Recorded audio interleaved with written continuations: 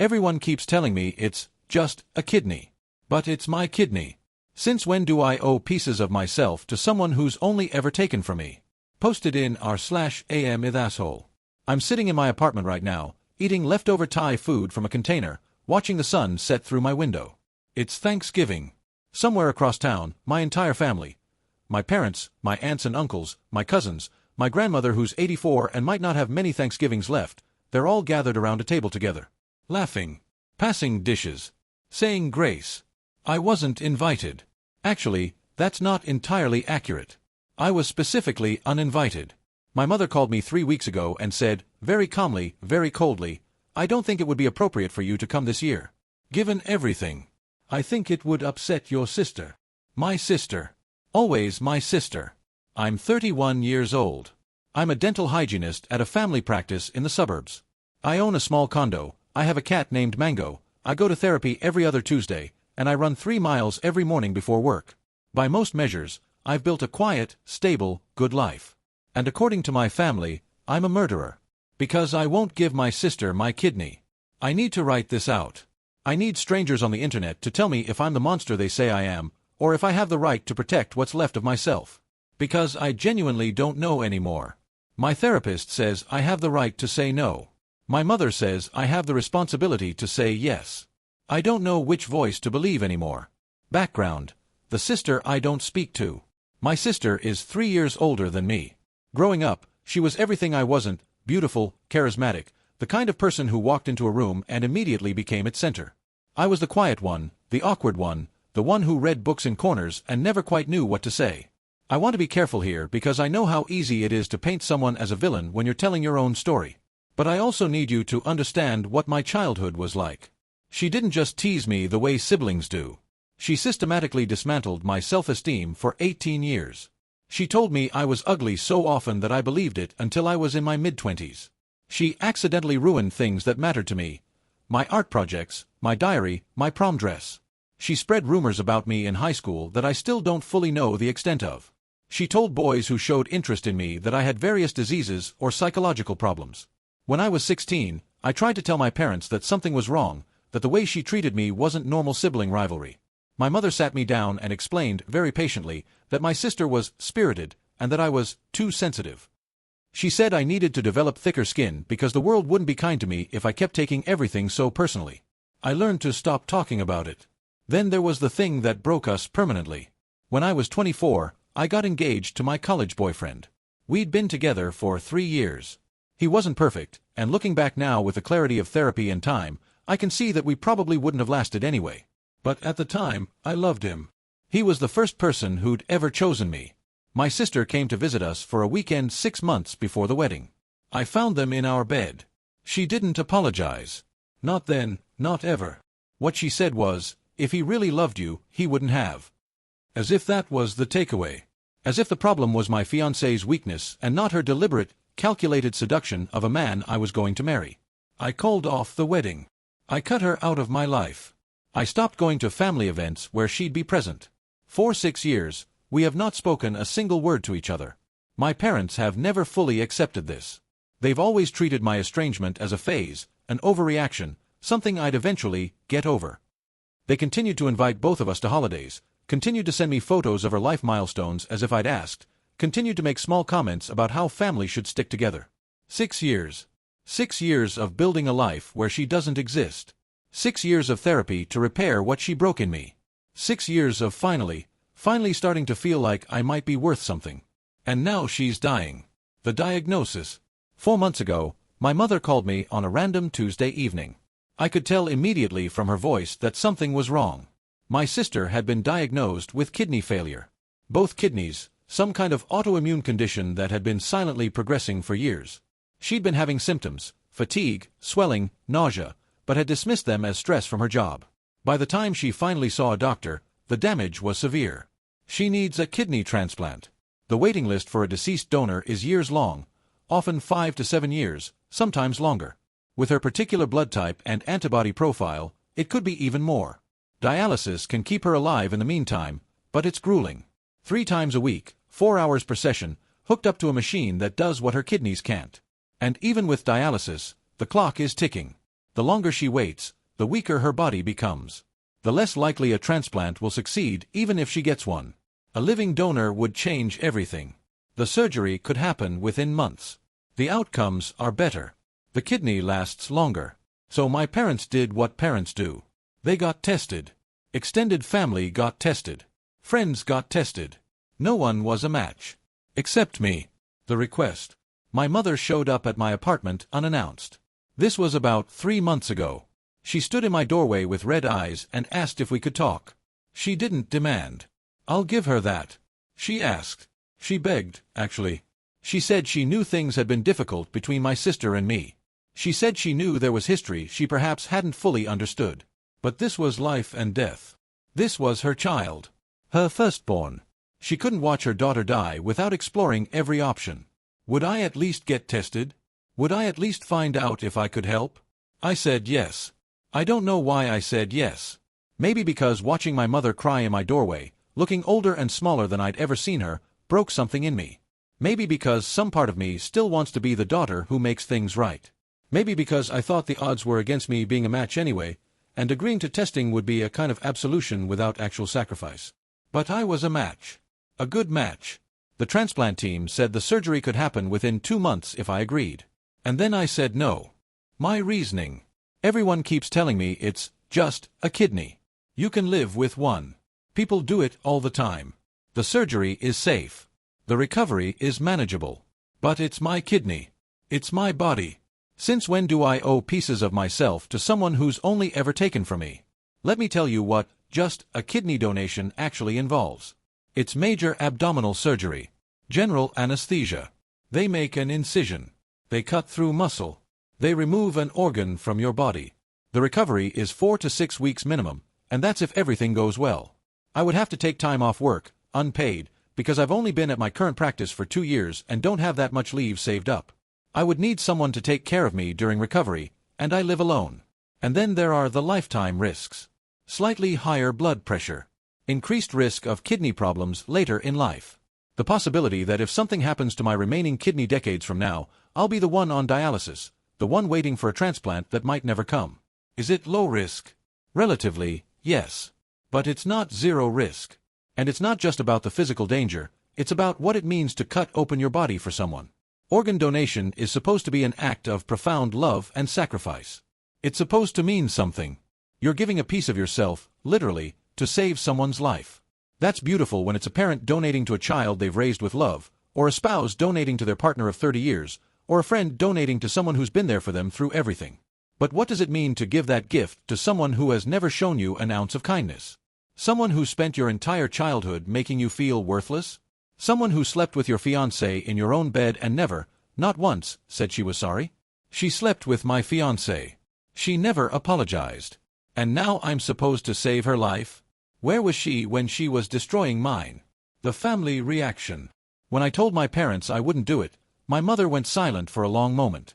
Then she started crying. Not the quiet, desperate crying from when she'd come to my apartment. This was loud, wailing, uncontrolled sobbing. She kept saying, "How can you do this? How can you do this?" Over and over until my father took the phone.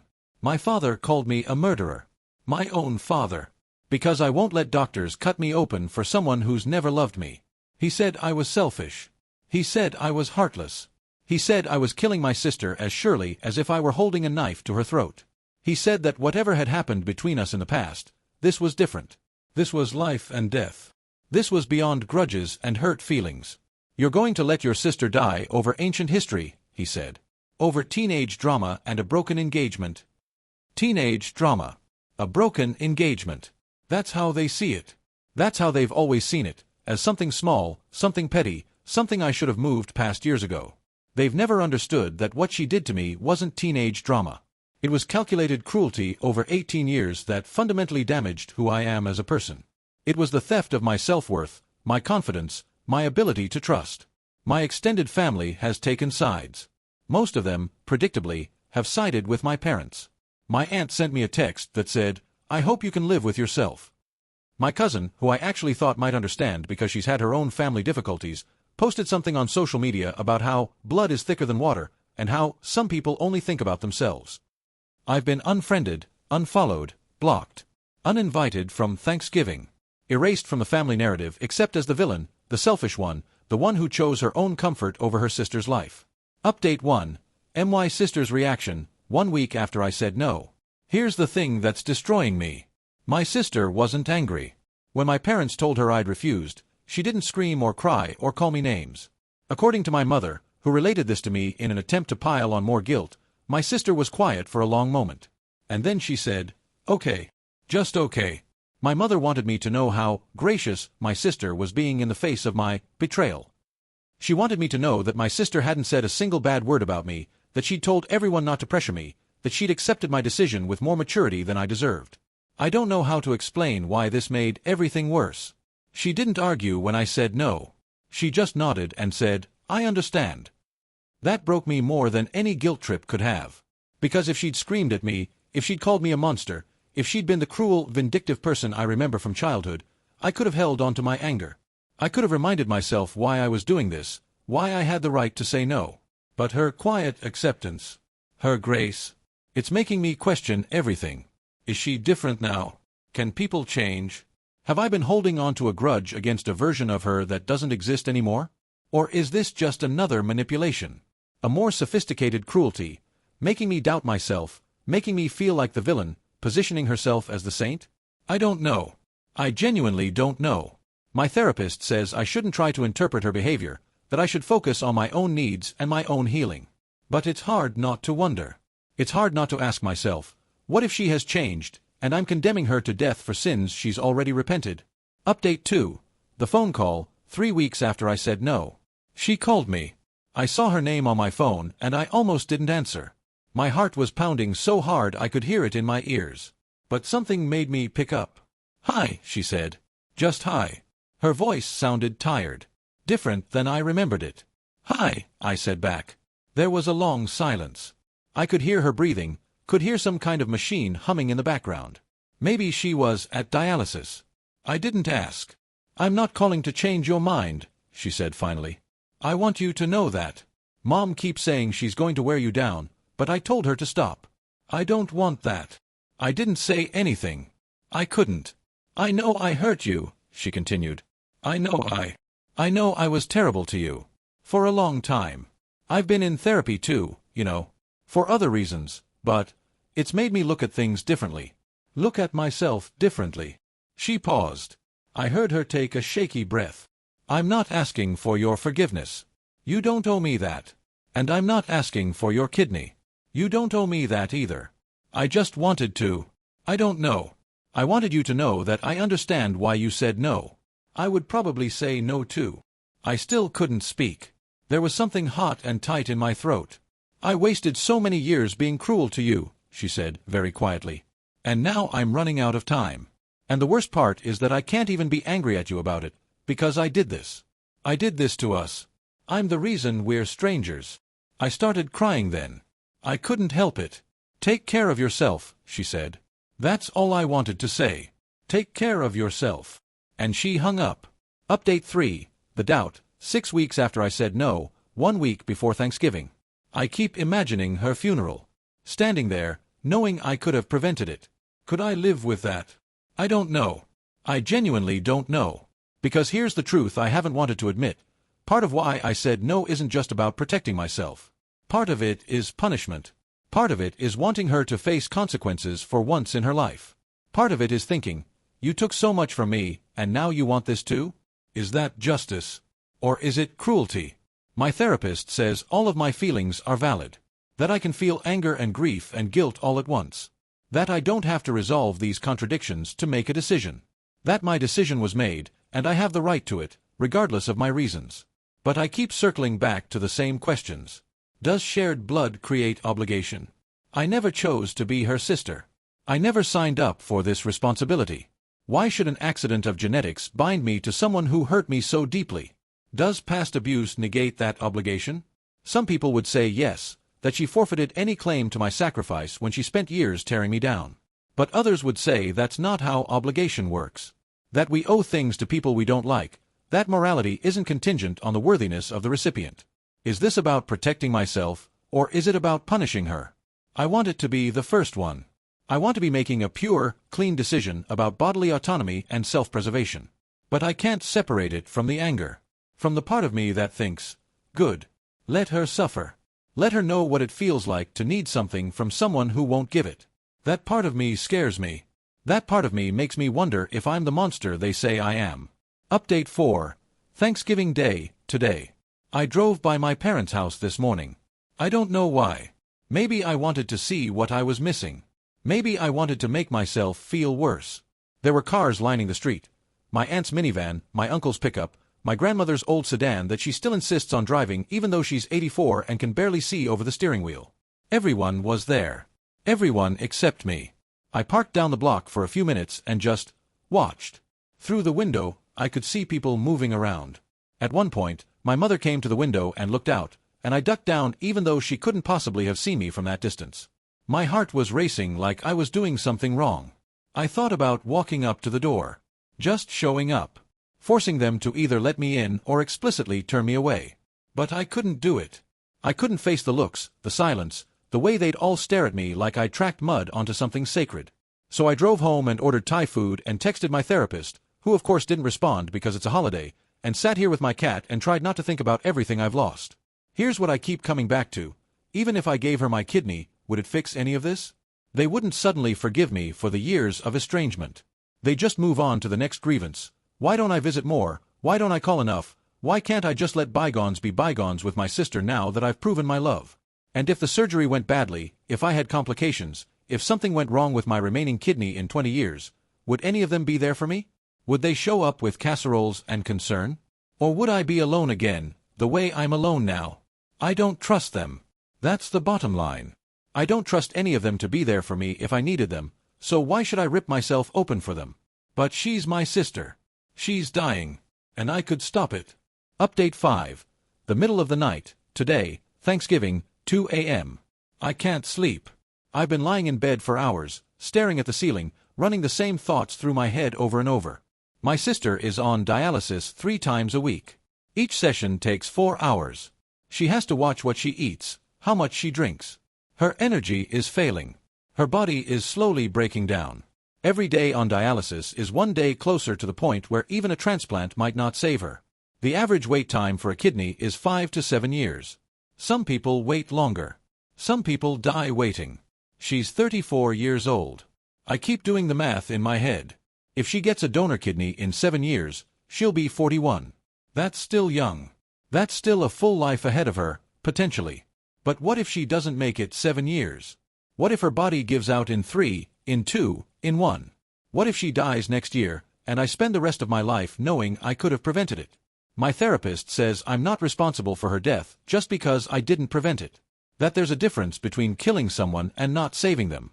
That I didn't cause her kidney disease, and I'm not obligated to sacrifice my own health to fix it.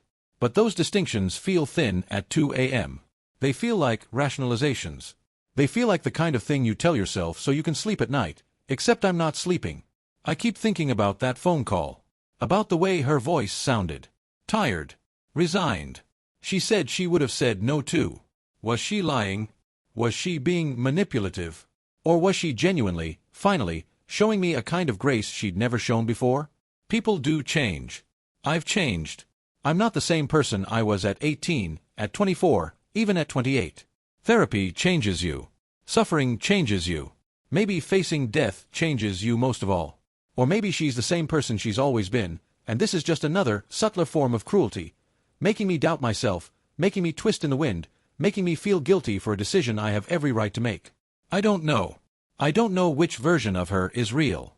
I don't know if the sister who bullied me for 18 years and slept with my fiancé is the real one, or if the sister who called me to say she understood is the real one. Maybe both are true. Maybe people contain multitudes. Maybe you can be cruel and regretful and changed and still not quite changed enough. The question I need to ask. So here I am, Reddit. Thanksgiving night. Alone in my apartment with my cat and my leftover Thai food and my endless spiraling thoughts. I haven't changed my mind. I'm not going to give her my kidney. At least, I don't think I am. The thought of lying on that operating table, being cut open, giving a piece of my body to someone who has caused me so much pain, it feels like a violation. It feels like one more thing she's taking from me. But the guilt is unbearable. It's in my chest all the time, this heavy black weight that won't go away. I wake up with it. I go to sleep with it. I feel it when I'm working on a patient's teeth, when I'm running my morning miles, when I'm doing anything at all. I keep imagining her funeral. The casket. My parents' faces. The way everyone would look at me, knowing. Could I live with that? Could I spend the rest of my life knowing I could have saved her and chose not to? I don't know. I genuinely don't know. And here's the worst part. I'm not sure I'm saying no for the right reasons. Yes, I'm protecting my body. Yes, the surgery has risks. Yes, I have every right to bodily autonomy. But underneath all of that, there's still the anger. The desire to make her pay. The voice that says, you don't get to take anything else from me. You've taken enough. Is that justice? Is that self-protection? Or is that revenge? Does it matter? My father called me a murderer. My mother said she'll never forgive me. My extended family has written me off as a selfish, heartless monster. They think I'm letting my sister die over a grudge. But they don't understand. They never understood. They don't know what it's like to grow up with someone systematically dismantling your sense of self. They don't know what it's like to find the person you love in bed with the person who's supposed to love you. They don't know what it's like to spend years in therapy trying to repair the damage. Or maybe none of that matters. Maybe when someone's dying, you set everything else aside.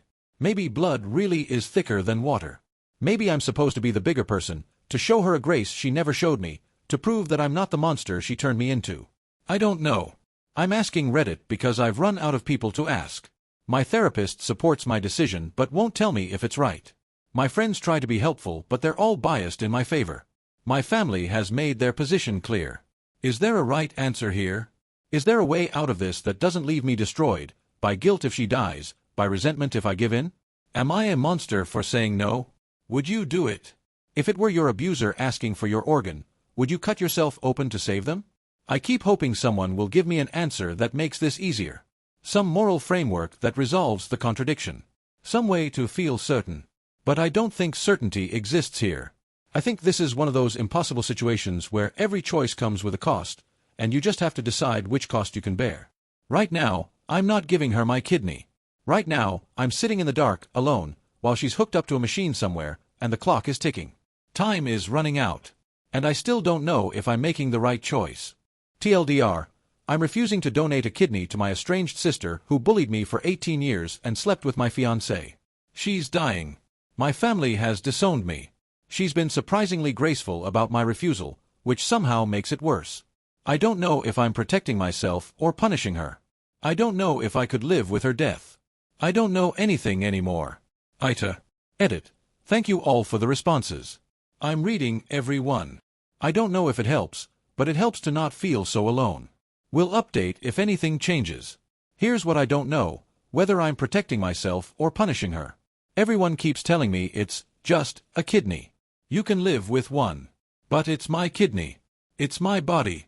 Since when do I owe pieces of myself to someone who's only ever taken from me? She slept with my fiancé. She never apologized. And now I'm supposed to save her life? Where was she when she was destroying mine?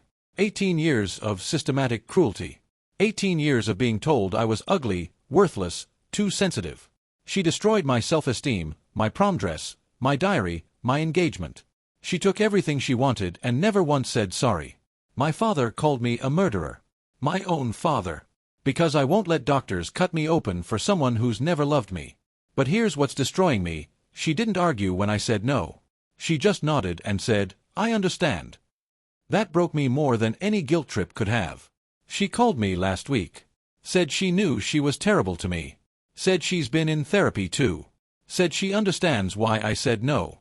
Said she would probably say no too. I wasted so many years being cruel to you, she said. And now I'm running out of time. And I can't even be angry at you about it, because I did this. I did this to us. Is she different now? Can people change? Have I been holding on to a grudge against a version of her that doesn't exist anymore? Or is this just another manipulation, a more sophisticated cruelty? I don't know. I genuinely don't know. My therapist says I have the right to say no. My mother says I have the responsibility to say yes. I don't know which voice to believe anymore. I keep imagining her funeral. Standing there, knowing I could have prevented it. Could I live with that? I don't know. I genuinely don't know. Part of why I said no is about protecting myself. But part of it is punishment. Part of it is wanting her to face consequences for once. Part of it is thinking, you took so much from me, and now you want this too? Is that justice? Is that self-protection? Or is that revenge? Does shared blood create obligation? Does past abuse negate that obligation? Am I the monster they say I am, or am I finally setting a boundary after a lifetime of having none? There's no framework that resolves this. No answer that makes it easier. Every choice comes with a cost. You just have to decide which cost you can bear. Right now, I'm not giving her my kidney. Right now, she's hooked up to a machine somewhere, and the clock is ticking. Time is running out. And I still don't know if I'm making the right choice. Maybe there is no right choice. Maybe this is one of those impossible situations where you just choose, and live with it, and hope that someday you can forgive yourself, either for saying no or for saying yes. I haven't forgiven myself yet. I don't know if I ever will.